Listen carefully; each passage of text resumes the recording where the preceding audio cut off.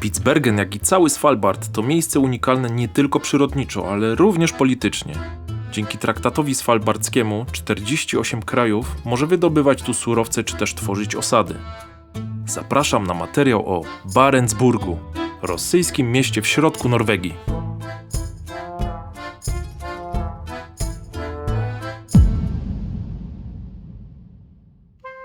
Wycieczki do Barentsburga latem odbywają się jedynie drogą morską, gdyż do miasteczka nie prowadzą żadne utwardzone drogi. W zależności od warunków pogodowych, rejs w jedną stronę zajmuje od 2 do 3 godzin i rozpoczyna się z portu w Longyearbyen, natomiast trasa rejsu prowadzi przez Isfjorden na zachód. Wyprawy do Barentsburga aż do ostatniego dnia potrafią stać pod znakiem zapytania z powodu pogody. Nie chodzi o to, czy pada deszcz, czy też jest słonecznie. Decydującym czynnikiem jest prędkość wiatru. Rejsy odbywają się relatywnie małymi statkami lub motorówkami, dla których fale na pełnym morzu mogą być nie lada wyzwaniem. Po drodze natomiast można delektować się pięknem natury. Surowe, niemal puste krajobrazy zachodniego Spitsbergenu są po prostu niesamowite.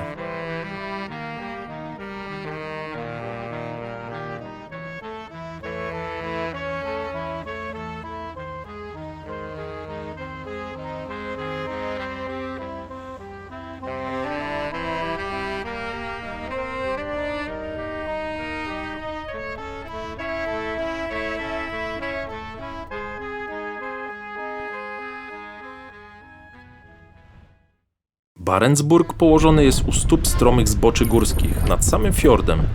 Już z pokładu statku widoczne są rosyjskie flagi oraz charakterystyczny pomnik Lenina skierowany w stronę morza. Po wyjściu ze statku uwagę zwraca wysoki dźwig z powiewającą radziecką flagą, a następnie kultowy pazik, który przewiózł nas z części portowej do centrum miasteczka.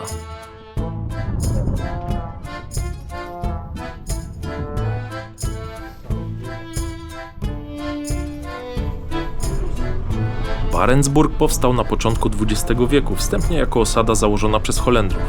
Szybko jednak trafił w ręce Związku Radzieckiego, który dostrzegł w tym miejscu ogromny potencjał, zarówno w postaci surowców takich jak węgiel, jak również polityczny związany z samą obecnością na Arktyce. Zaznaczyć należy, że jeszcze przed 1920 rokiem cały archipelag był ziemią niczyją. Choć Svalbard na dzień dzisiejszy formalnie należy do Norwegii, traktat svalbardzki pozwala innym państwom prowadzić tu działalność gospodarczą. Dzięki temu Rosjanie są obecni tutaj do dziś. Z uwagi na malejącą rolę węgla kamiennego w Europie, wydobycie węgla na dzień dzisiejszy jest ograniczone. Natomiast faktem jest to, że po zamknięciu ostatniej kopalni w Longyearbyen i skupieniu się na samej nauce i turystyce, jest to ostatnia osada na Spitsbergenie i całym archipelagu wydobywająca ten surowiec. Spacerując po Barentsburgu już od pierwszych minut widać, że to miejsce bardzo różni się od Longyearbyen. Architektura rodem z bloku wschodniego, wszechobecne rosyjskie flagi i pojazdy będące przykładem rosyjskiej myśli technicznej. Człowiek ma poczucie, jakby cofnął się w czasie. Nie ma tu pośpiechu, reklam ani typowej turystycznej atmosfery, choć budowa niewielkiego hotelu pokazuje, że przymiarki ku temu były.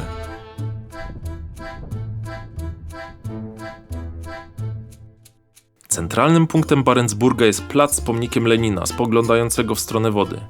Jest to wymowny artefakt epoki, a dla Rosjan symbol ideologii, do której nawiązuje napis traktujący o komunizmie umieszczony kilkanaście metrów za pomnikiem.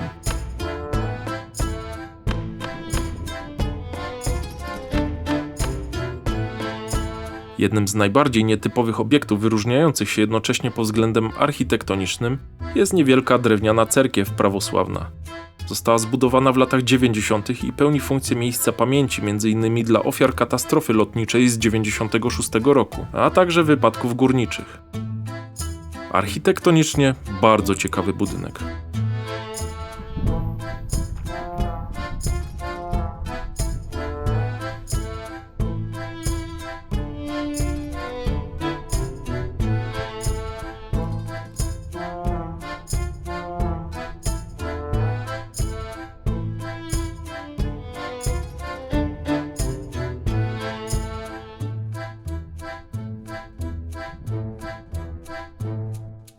Ciekawostką jest fakt, że w mieście funkcjonuje browar rzemieślniczy, będący jednocześnie pubem.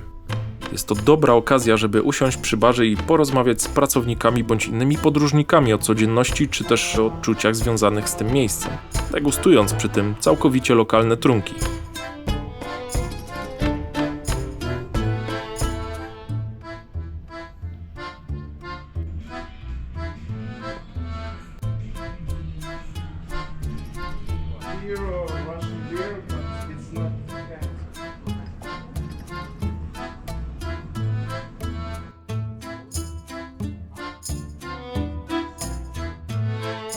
Jednym z tych budynków, których nie sposób nie zauważyć, jest stara kantyna, na elewacji której przedstawiona jest część poematu o Arktyce.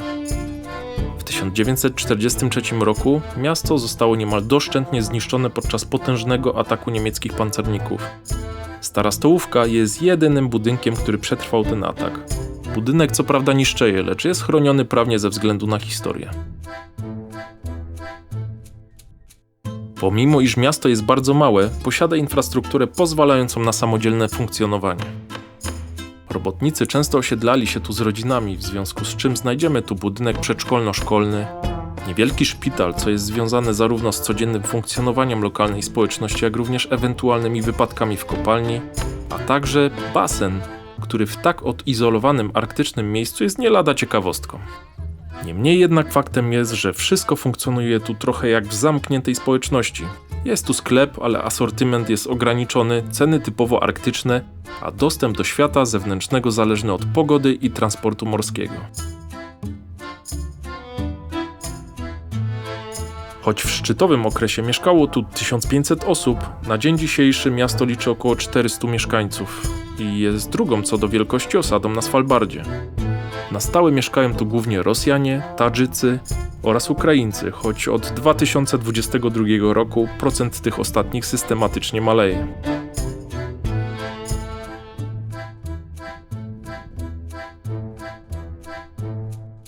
Przechadzając się po Barentsburgu można dojść do wniosku, że nie jest to typowa atrakcja turystyczna, lecz właśnie to czyni to miasto tak wyjątkowym.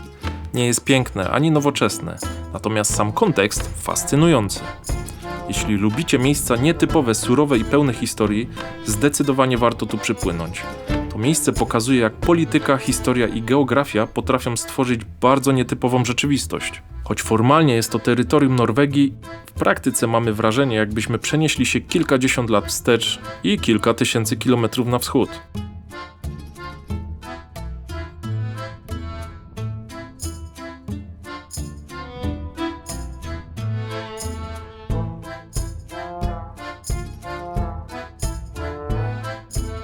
Jeśli materiał był dla Was wartościowy, zostawcie subskrypcję, łapkę w górę i podzielcie się swoimi refleksjami w komentarzach. Nie przegapcie również innych materiałów z serii o Arktyce. Mam nadzieję, do zobaczenia.